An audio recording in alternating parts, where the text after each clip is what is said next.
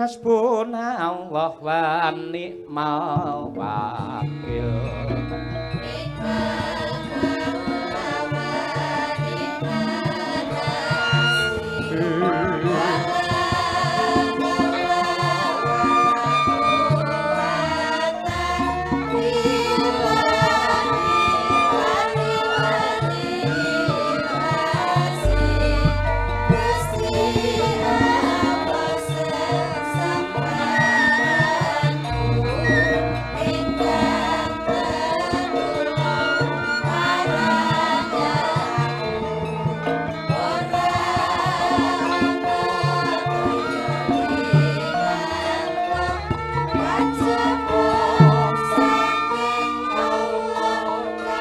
Winong gitu.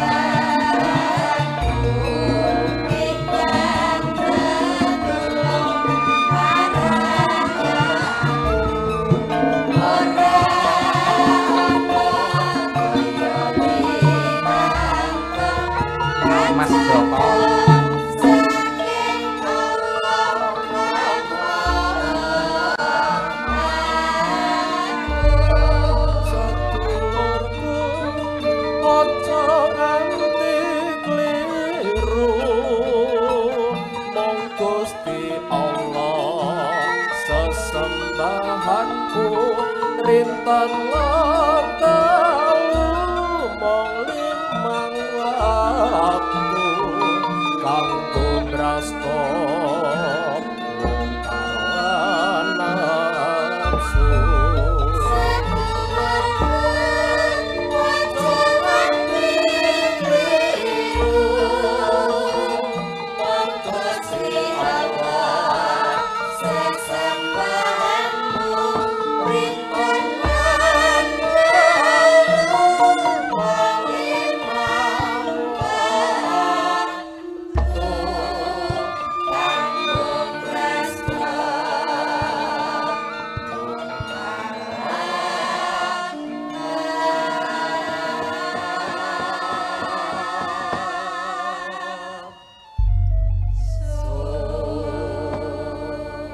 Banjur minangka tandha bektimu marang Bapa Suwita karo Ibu Maryati arep ngaturake tembang apa. Sing klasik luwih dhisik larase pelok patete barang. Ngono. Tembange engko sarung jagung ning ben dibawani dhisik dening Ibu Sukesi Rahayu. Oh ngono. Kaya mengkono kuwi. Sadurunge nembang, ayo Bu Kesi matur nuwuna karo Pak Suwita, Ibu Maryati dongakno supaya panjenengane widodha sempulur. Ya. Monggo, Bu. Sugeng dalu. Assalamualaikum warahmatullahi wabarakatuh. Saestu dalu menika kula remen sanget lan trenyuh ningali kawontenan keluarga besar Bapak Suwito kalian Ibu Maryati ingkang dalu menika genep usia pernikahan ingkang ping 50 tahun. Ulang tahun pernikahan Mas. Muga-muga ulang tahun pernikahan Mas iki iso numusi ning awake dhewe ya, Pak. Muga-muga awake esuk ya iso nganti 50 tahun kaya Bu Maryati ngono lho, Pak. Insyaallah. Lah piye ya ora ngerti lho sok lakone piye. Ya nyuwune pancen ngono ning ora wani janji iki streaming kok. Lek nganti didatane wah Bu Kesi mbiyen karo Pak Cahyo kok ya ngono romantis. Bak esuk akhire piye kan dhewe ora ngerti ya to Bu Kesi. Mbuh. Nggih amin Bu Kesi amin. Nggih, pramila dalu menika kula badhe ngaturaken tembangipun napa? Sarung jagung. Sarung jagung. Dipun bawani napa mboten? Ya komplit sak bawane pisan ngono kuwi. Bawanipun monggo saged dandang gula banjit saged utawi asmarandana nderek kalian Bu Kesi. Kula niku manut kalih panjenengan merga kula pun kondang dalang sing paling wedi karo bojo nggih kula niki. Iya, Pak. Loh, pancene kedah ngaten Pak Dalang. Iya ta. Wong rumah tangga menika yen wong lanang mboten manut kalih bojo niku bahaya. Bojo lanang kedah manut kalih bojo wedok. Mergo lek mboten iso-iso mengke iso napa nggih? Wong lanang ra duwe wedi akhire ya aneh-aneh ngono iku. Lah, kula niku nggih saestu niki dalu niki. Ibu Maryati menika saged menguasai bapakipun ngoten niku. Iso menguasai. Mula tembangi sarung jagung. Ngapa kok ngangge sarung? Nuwun sewu, sarung itu adalah simbol kejujuran. Njaba njero padha. Saiki iklan Bu Kesi. Nuwun sewu. Iklan kopi kapal api kae ngapusi. Jare kapal api dibuka ora enek kapale. Nggih. Oh ta ngono kuwi. Cap 3 roda kae. Bareng dibuka kae bak nyamuk njero ora enek rodane. Sing jujur ki ya kuwi sarung. Cap gajah duduk. Buktine sarung dibuka enek telalene, ya ta? Wis, cek ombak. Inggih pemanasan Pak Gareng lho. Ayo. Ayo ngono kuwi. Asmarandana, Bu? Nggih. Nggih, monggo, nggih.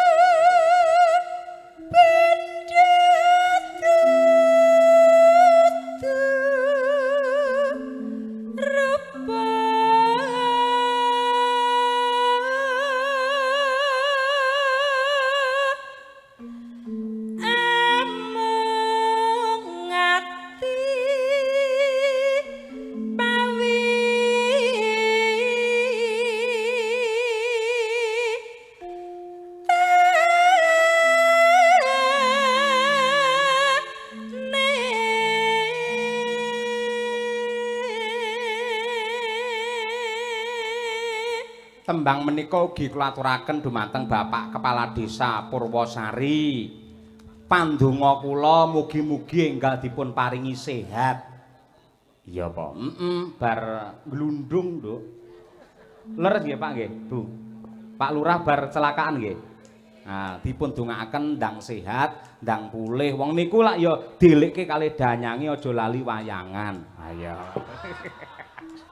Omongane wong golek dhuwit ya ora ngono. Iso wae bojo kuwi. Nah, iya ta, Bu. Luput pisan. Ana pisan. Kena pisan.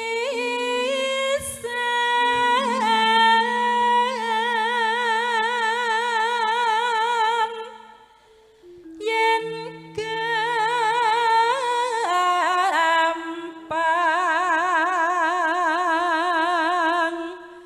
luwih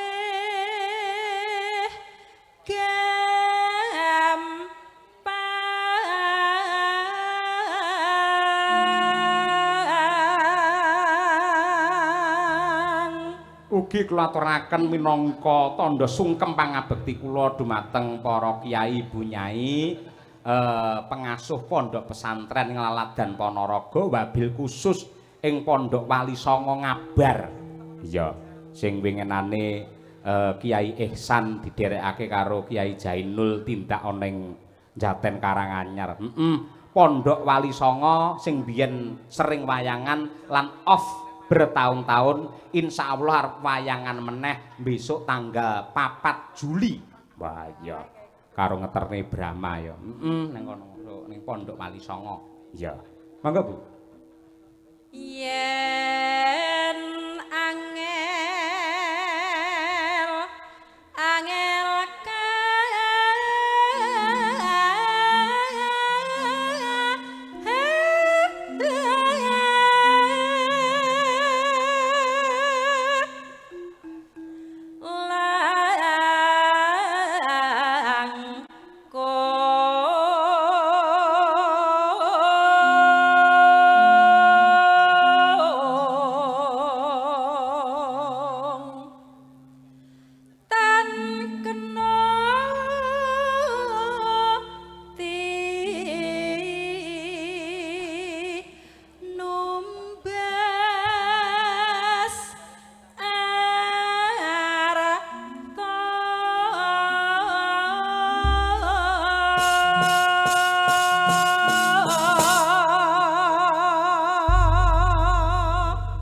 matur sembah nuwun, monggo lajeng sarung jagungipun.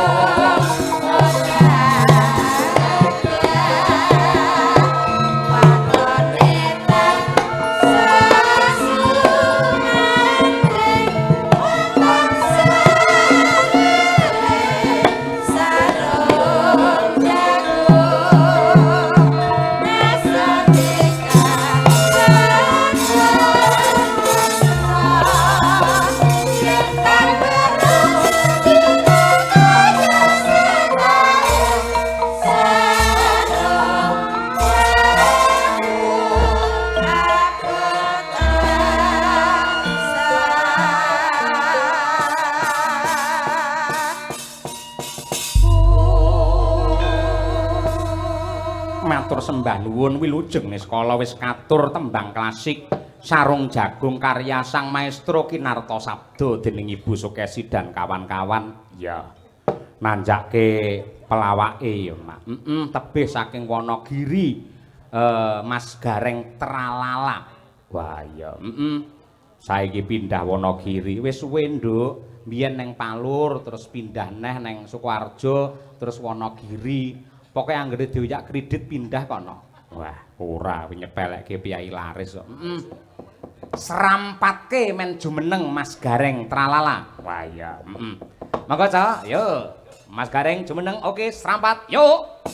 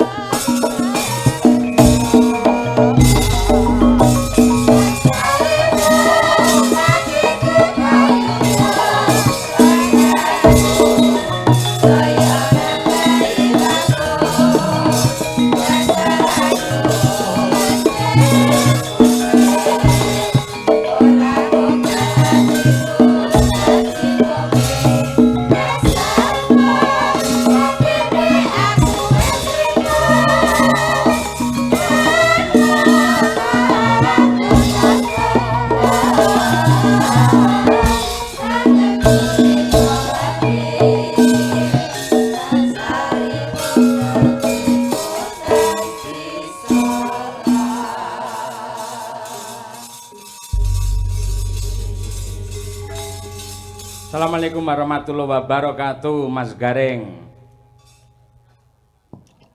Waalaikumsalam warahmatullahi wabarakatuh, Pak Dalang. Alhamdulillah, sehat nggih Mas Gareng? Awit donga pangestu Pak Yoyo, kula sehat walafiat, jasmani rohani, Pak. Alhamdulillah. Jasmani karo rohani enten bentene to bab kesehatan.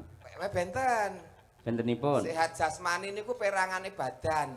Nggih. Nek rohani niku tentang kejiwaan. Oh, ngaten. Nggih. Jenengan yen kon milih salah siji, pilih sehat jasmani apa rohani? Nggih, kabeh Pak nek entuk milih. Kon milih salah siji kok kabeh. Ya nek salah siji penting sehat rohani.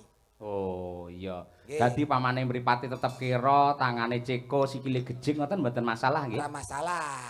Sebabe kok ora masalah. Ya sing penting lak sehat rohanine, Pak. Oh, iya. Niku lak fisik, nek fisik niku iso diobati, iso ditambahke. Nggih. Nggih, nek rohani niku ya iso ditambani, iso diobatke ning rodok suwe. Rodok suwe. Beda kok, Pak. Nggih. Dadi nek jasmani niku perangane badan, nek rohani itu kejiwaan.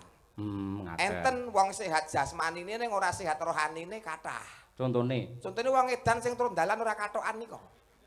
Nika sehat awake ning jiwane sing ora sehat. Oh, Wong edan, titikane gampang kok Pak wong edan niku. Pripun? Angger ngomongan dhewe, disauri dhewe, takon dhewe, disauri dhewe. Ngoten niku gejalane ngoten niku Pak, gejalanipun Pak. Sik, omonganmu tak rasakne kok suwi-suwi ora penak ki mau. Lek pripun ta Pak? Sing ngusulke teng Pak Wito, Pak Dalang mangke pelawake sinten Gareng tralala kemawon. Sing ngusulke kula. Nggih, Paling mboten teng mriki jenengan lak ngunggul-ngunggulne kula. Nggih Pak. Lah kok madake kula wong edan. Lho, mboten madake Pak. Anu mboten Pak, niki kula mah bahas gejala-gejala wong sing sakit jiwa niku lho Pak. Lah iya wong sakit jiwa ki ciri-cirine pripun mau? Ciri-cirinipun menika anu Pak, sok ngomongan dhewe, tekon dhewe, disauri dhewe, kadang guyu dhewe, nangis dhewe, bengok-bengok dhewe. Niku biasanya sing teng pinggir dalan niku lho Pak. Iki ya pinggir dalan ning sawah pancen iki ning kono ki ya dalan. Maksudnya pinggir dalan gede mriko Pak. Tak akoni nuwun sewu wiwit jam 09.00 tet mau aku wis omong dhewe, bengok dhewe, nangis dhewe, tak sauri dhewe, guyu dhewe. Tegese sampeyan madake dalang karo wong edan. Mboten. Sakniki kula nyuwun pirsa Pak. Pak edan mboten. Mboten. Lah ya wis ora edan kok ngamuk ki ngopo? Senes niku Pak. Nes Beda ya. niku. Iki edane wong golek duit beda Pak. Gen mau lho kula niku lak mriki lak rada bingung nuwun sewu Dawuh. delalah jenengan ngomongke wong edan teng Alfamart nika lho ngen nuwun sewu sanding terminal Oh, terminal nika mau nggih. nggih delalah pedhok karo wong kula takoni Pak margi dateng daleme Pak Wito niku pundi Buh daleme pundi ora ngerti mboten ngimput dusun ngimput niku pundi Purwosari ora ngerti ngono kuwi. Lah bake bareng tak telesih-telesih dikandani karo bakule Indomaret kono niku wong edan ngono kuwi. Ah niku. Sampeyan ngerti ora? Ora ngerti. Lah iya padha edane iki niki. Mau lho. Sik wong edane apa pripun Pak? Wong edane apa? Tak takoni ning Indomaret. Enten Indomaret apa to Pak? Heeh. Nggih. Daleme Pak Wito ngertos. Ora ngerti. Ngerti. Nggih. Margi teng ngimput ngertos mboten Purwosari. Ora ngerti. Ngono kuwi. Sampeyan ngerti Mas Gareng? Wong edane apa? Sampeyan iki ngerti ora? Ora ngerti. Lah iya. Titenane angger wong ditakoni kok muni ora ngerti tegese edan. Berarti bengi iki Gareng Nggih, mboten niku mawon Pak, titikane kathah. apa? Wong edan nek ditekoni sok ora paham Pak. Kok ora paham? Contone kaya nyun pangapunten kaya snack ngeten niki mawon. Heeh. Niku wong edan niku ditekoni iki apa? Ora ngerti Pak. Monggo jano niki emping. Niki napa? Sosis. Mboten ngerti wong edan niku nggih mboten ngerti. Monggo niki asline jenenge sosis. Heeh. Lah nek ngeten niki napa Pak? Ora ngerti aku ya. Lho, tunggale niku berarti yo. Berarti aku karo kowe rombongan. Nggih Pak, rombongan edan ngoten Heeh. mawon Pak. Gareng Edan edan, tenggene- dalange ya melu edan. Melu edan. Berarti ya sindene melu edan. Ngerti dalange edan, dagelane edan kenapa kok disindani? Dhek melu edan berarti. Yo berarti ora mung sindane ora dalange ora dagelane. Lah sapa? Pengrawite niku nggih edan ben koclok. Lah kok iso? Lah nek wong edan-edan kok ditabuhi. Oh, dadi kabeh sak panggung edan kabeh. Edan kabeh. Heeh. Lek ngono kuwi madake Pak Wito Pak Wito napa? sing nanggap. Pak Wito niku bijaksana, Pak. Loh, kok bijaksana? Lah wong edan-edan dilumpukne kon main disangoni, Pak. Bijaksana yo dadi piye tok, Pak? Lumayan sak setelan pisan. Nggih, Pak. Kula wis kemringet yen angel diteno tak 30 kula. Niki dalam rangka tasakuran pernikahan Mas Pak Wito karo Ibu Maryati. Wah, pernikahan emas Nggih, monggo. luar biasa Pak Suwito, Bu Maryati. Mencapai di titik pernikahan emas bukanlah sesuatu hal yang mudah. Leres. Melalui proses nggih menika keluarga yang sangat luar biasa tentunya. Banyak cobaan, banyak godaan, namun beliau berdua mampu menjalani sampai di titik pernikahan 50 tahun utawa pernikahan emas. Tepuk tangan terlebih dahulu untuk Pak Suwito bersama Ibu Maryati. Ngeten niki sing mari geter kula ngeten niki, Pak. Kok geter? 50 tahun pernikahan emas niku lah luar biasa iso bertahan to, Pak. Nggih. Mula nek 50 tahun diarani emas. Lah kula niku monel men mboten pun bubar, Pak. Perak ya urung. Belas kok perak. Nggih. Mula niki iso kanggo tulodo marang liyan panjenenganipun Pak Suman. Mboten nuwun sewu jenengan riyen lak teng Palur Karanganyar. Aduh iki. Lah sakniki kok pindah teng Wonogiri ini sebab napa? Lah kula asline mriko, Pak. Asline mriko. Asline Wonogiri. Nggih. Nggih ten Palur niku lak riyen mbok wedok. Nggih. Anak-anak telu terus akhirnya 20 tahun omah-omah anak-anak telu terus kula pindah ten Wonogiri. Lah garwane? Anu, transmigrasi bablas umroh, Pak. Alhamdulillah niku ngibadah sae niku. Ganjarane gede niku. Ganjaran gede iki nek transmigrasi tenan nek umroh tenan. Lah piye to? Minggat. Minggat pamane dadi TKW ana Malaysia ning Hong Kong, Cina. Wah, kuwi apik pahlawan Devisa Negara niku. Ngentukke dhuwit. Ngentuke dhuwit. Niki minggate gondol wong kok. Entuk dhuwit ngeten niku. Ah iya, wis disyukuri, Syukur, Pak. Kalau bersyukur malah enteng sanggane kok ngopo. Lah kok enteng? Lah ranti bojo malah ranti beban kok, Pak. Lah lek butuh terus piye? Tuku. Elek. Maksudnya misalnya butuh sego ngoten lho. Orang liwat dadi tuku teng warung. Iya. Misalnya butuh napa ngoten tuku ten warung ngoten lho, Pak. Oh iya, lek ngono ki apik mak tratap tak kira tuku sing maksiat ngono ya. Lah mboten wong gareng anak buah Pak Yoyok niku istiqomah Pak mboten neko-neko Pak. Amin, alhamdulillah. Asmane Pak Suwito yen cara Jawa, Suki luweh Suwito iki komplite iki tegese lak nuwun sewu wong sing bener-bener ngabekti. Ora mung ngabekti kelawan Gusti ingkang Maha Kuwasa ning uga ngabekti karo tangga teparu kiwa tengene. Mula raneh ramokal panjenengane bebrayan nganti 50 taun ditresnani karo piyai akeh ing Laladan Purwosari sing ngestrani rawuh semene akeh kuwi Suwito. Nggih, Pak. Saiki lek per huruf piye Mas Gareng? Lah dalah wis batin iki mau mesti kenek ngene iki. Ora jenengan lak kepinterane kecerdasane lek bab kuwi. Niku lak riyen, Pak. Saniki pun bodoh, Pak. Ora, bab bodho ki mergo lek ora kulino diasah cara parang utawa cara lading, lek kulino diasah meneh dadine ya apik. Suwito S. Suwi kalih to persuku, Pak. Persuku. Oh ya. Su menika sugih katresnan. Panjenenganipun Pak Suwito sugih katresnan ya tresna marang garwa, putra lan kulawarga. Betul, nggih. Nggih, Wi. niku su. Wi. Halo, Wi. Nggih, Winarno nembe mikir alon-alon. Oh iya jenenge Winarno. Nggih. Nggih. Gareng Winarno. Lagi to, Pak, lagi to, Pak. Leres. Oh, ya kabeh iku kudu nganggo dipikir. Salah menawa salah muni wong iki taruhan iki kesejahteraan urip kok, Pak. Iya, nggih. Wi. Wi menika witing katresnan saya ngrembaka saya subur nganti ngancik pernikahan 50 tahun langgeng katresnane, langgeng bebrayane. Mantap. Ngono kuwi, cocok aku seneng ngejak kowe tegese ora wirang ngoten Mas Gareng. Dereng kok, mengke saged kewirangan. Dereng kok. Ora bakal. Wong ki ora mesti kok, Pak. Nggih. To. Nah. To. Nah. To. Tondo iki sing diarani keluarga bahagia sejahtera sakinah mawaddah warahmah sing iso kanggo tepa tulodo anak lan putu-putu lan kabeh para kulawarga.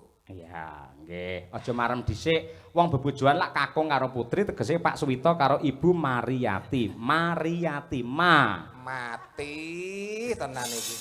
Dalange kecerdasan dagelane wis level veteran ngene. Pokoke kudu iso. Ya, terus. Ayo, Nggih, manut tunduk karo apa sing dadi perintahe Kang Garwa pinangka guru laki. Oh, Bu Maryati. Wong wedok kuwi kudu tunduk patuh taat karo garwane. Contone kaya beliau Bu Maryati. Betul. Niku mah. Rina wengi mung ndedonga amrih lestarine kulawarga mulyane anak lan putu. Ya. Alon-alon. Yakin apa sing diusahake, apa sing diprihatinke bakal nuwuhke kautaman kamulyan kanggo keluargane. Terakhir B. Sik to, Pak. Wong karo siji nek. Iya alon-alon. Nggih. Tibane syukuran wayangan ditanggapke syukuran pernikahan 50 tahun ditanggapke dalang kondang Ki Cahya Kuntadi alias Pak Yoyo. Iya, kanthi dagelan Ora mesti Pak nek wengi niki gareng tralala. Nek ndek ini gareng pacitan. ah iya. Berarti apal men. Pajane mengikuti ora. Ngikuti wong kula ki fane Pak. Kalau kuwi ngefan nek kalih Pak Yoyo niku ngefan kok. Ning pancen mboten kok terus saingan secara tidak sehat niku mboten. Oh, Nek mboten. kedah saingan sehat. Mboten. Mergo gareng sakniki lak kathah. Kathah. Gareng Semarang wonten, gareng Purwodadi enten. Enten. Gareng Pacitan wonten. Mojiroji. Nggih, terus Mojiroji enten. Enten. Nggih, kathah sanget. Enten. Nggih. Adu keterampilan. Nggih. Nggih kabeh niku nut kadewasanipun Pak. Nggih. Ngoten dados nggih menawi kula mengke damel wirang Bapak sak kanca nggih nyun pangapunten. Nggih. Ning jenengan minggah panggung sandanganipun kados mekaten pun kula marem. Tegese wong mirsani percaya diri Mas Gareng. Nggih, duweni Lek nun sewu ira-iran ngen dhuwur terus ngen klambi jarik mboten masalah. Jenengan satu-satunya dagelan yang memakai gelang emas di kanan dan kiri. Longko lho golek dagelan ini. nggih lho Pak wong jenengan piyambak ingkang ngendika nyambut gawe iki sithik entuk sithik akeh ya tetep dicelengi, ditabung lak ngoten to Pak. Syukur, Nggih. syukur nggih. Niki kula tumbaske mas-masan ngetokke. Dadi apa sing dadi dawuh Bapak ki kula estokke ngoten lho Pak. Syukur, Niki iso. asli kok Pak. Asli Mas nggih. Asli semprotan Pak. Niki nek pun kena keringet pun nanya teng selekit ngoten niku. Lho niki separuh pun biru lho Pak niki Pak. Wayang ngelapi nek mboten dilapi niku ten kulit barang melu ireng ngoten niku. Mbok sing sembodo wong awan bengi tanggapan terus ngono kok ya. Estu niki lho, niki pun enten gudike. Badhe bibit gudik pripun? Mama.